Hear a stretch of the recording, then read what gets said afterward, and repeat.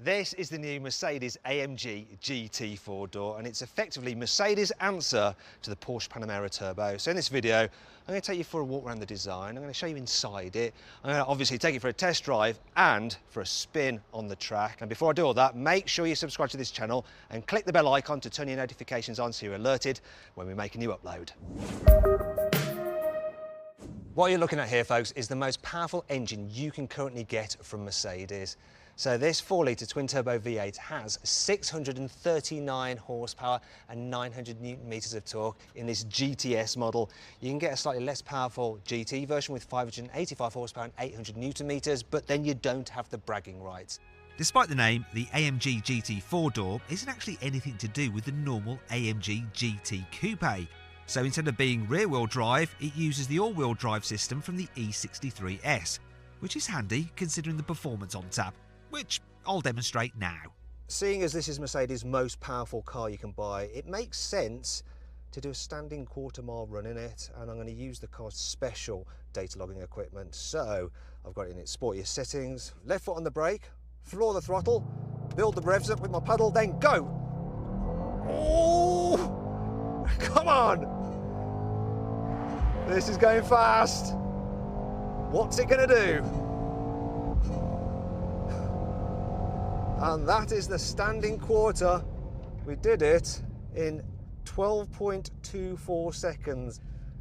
Yeah.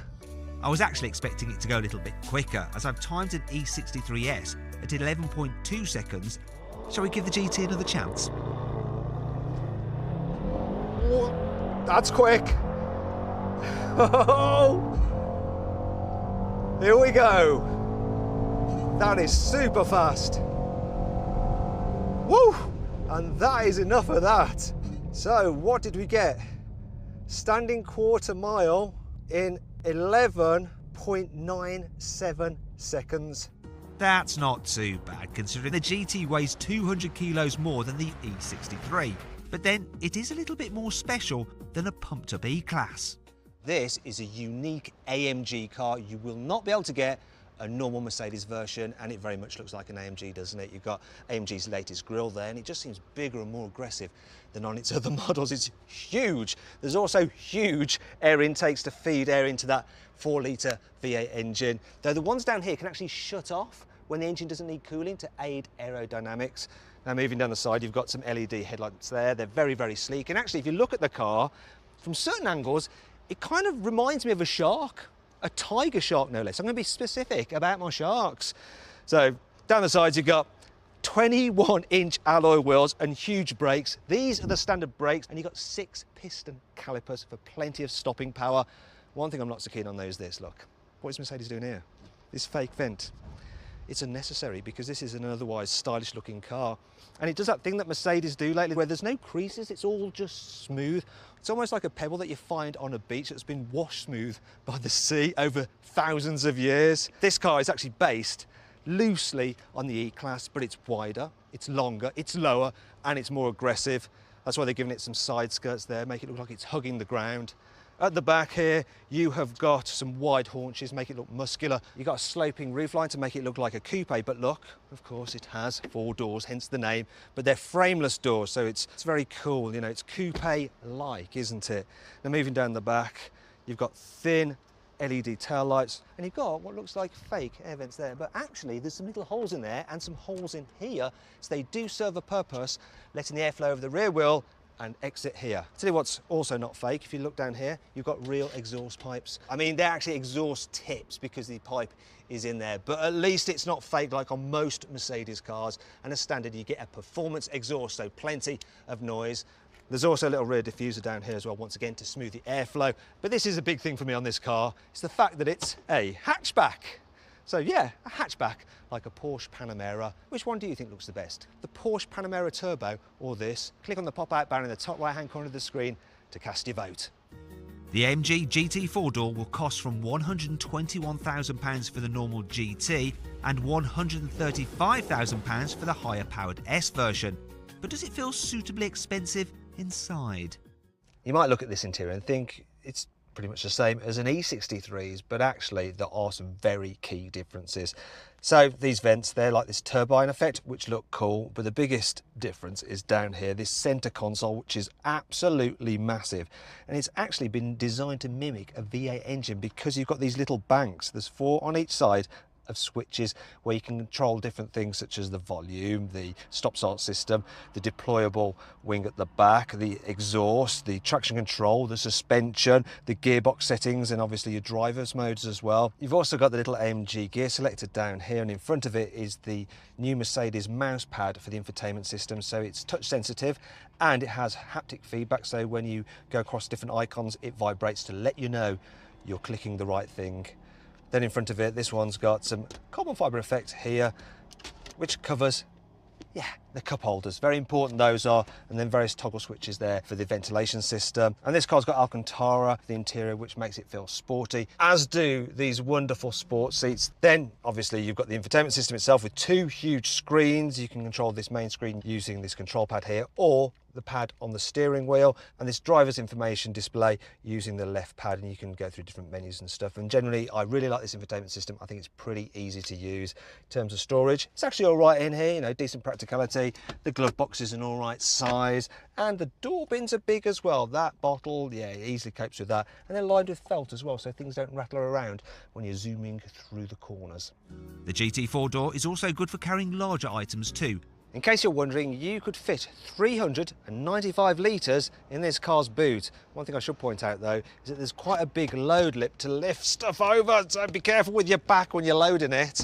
There is some more storage space just under here as well if you need it. An extra 66 litres, and if I fold the rear seats down, which I can do electrically by pressing these buttons, you then have a flat load area with 1,324 litres of space. Yes, and I'm being very precise, but this is a German car and the Germans demand that you are precise. Also, in the interests of precision, I asked someone to chauffeur me so I could see what it's really like to travel in the back of this 4-door coupe. So, is it salubrious enough? Well, despite that sloping roofline, it's actually quite spacious, look. Loads and loads of room, I can't complain about that. I also quite like the fact that you've got these contoured seats in the back, so they feel sporty. So you do feel like you're part of the action, even if you're relegated to the rear. What's not so great though is that it does feel a bit dark. I mean, the black interior is not helping, and neither is the small, narrow rear window. So maybe I'll put this light on and it will help somewhat. Or maybe not. It doesn't do anything at all. I suppose the seat belts do brighten things up a bit, but that's about it. Another problem that I have is the fact that this seat, great sports seats if you're in the front, but they block your view if you're in the back. And if you're someone like me who gets a bit car sick, it's not great, especially when this thing can accelerate really hard. So you might get a little bit more. You might need to carry one of these if you're a bit queasy. And that brings me on to what's not great about this AMG. Well, in addition to that unimaginative 4-door name.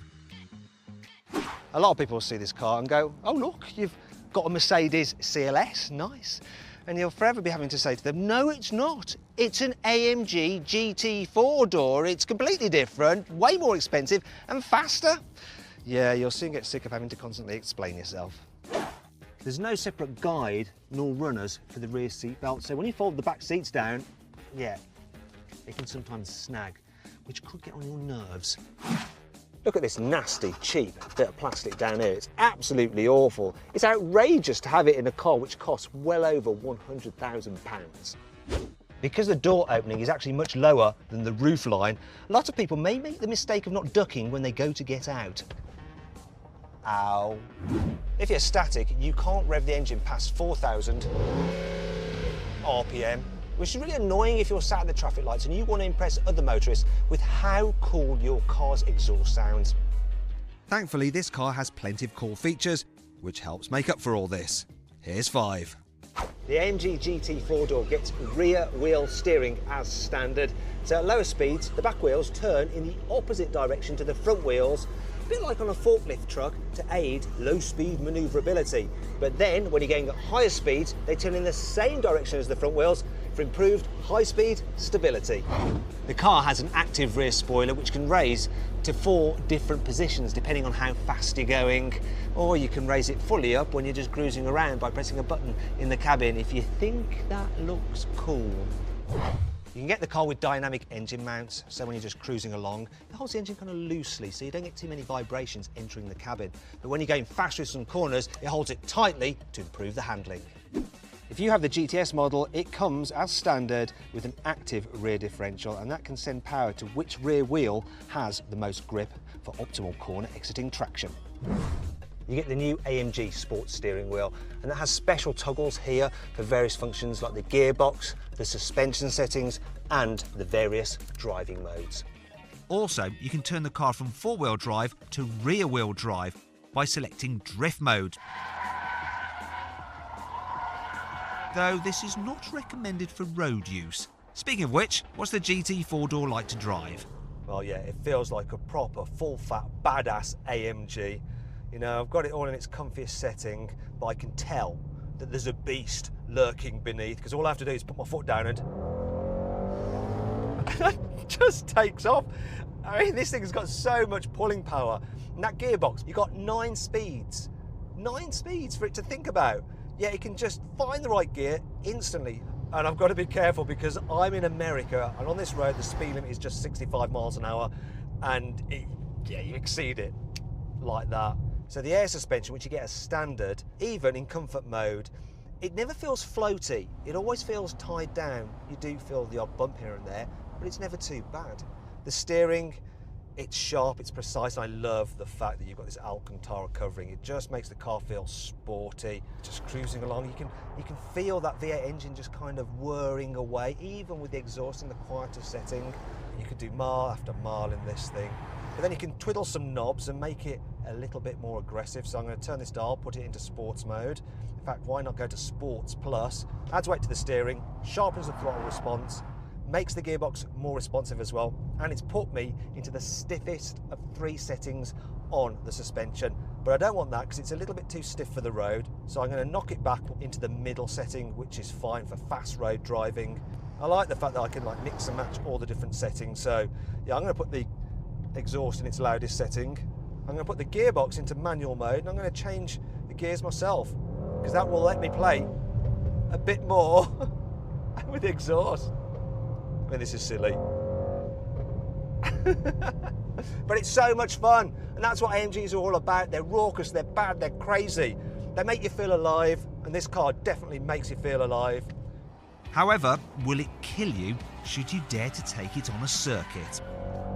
So this is a very technical track. It's quite hard to learn. So to be able to confidently drive around it in a car that weighs 2.1 tons, well, it has a lot to say for how well this thing is set up. It's really predictable, really well balanced. The 4-wheel drive system is great for hauling you out of tight turns, giving you plenty of grip. But even if you have it in all-wheel drive mode, there's just so much oomph. You can just get it sliding. You've got this kind of intermediate stability control off setting, and it lets you have a little bit of slip without you getting into any trouble. Those big brakes do a good job as well. If you're doing a lot of circuit work, you're probably going to want the optional carbon ceramics. I tell you what, this is a proper thing, you know, good on the road, capable for a massive car on the track. This is a machine that can be all things to all men and all women, so long as you can afford it.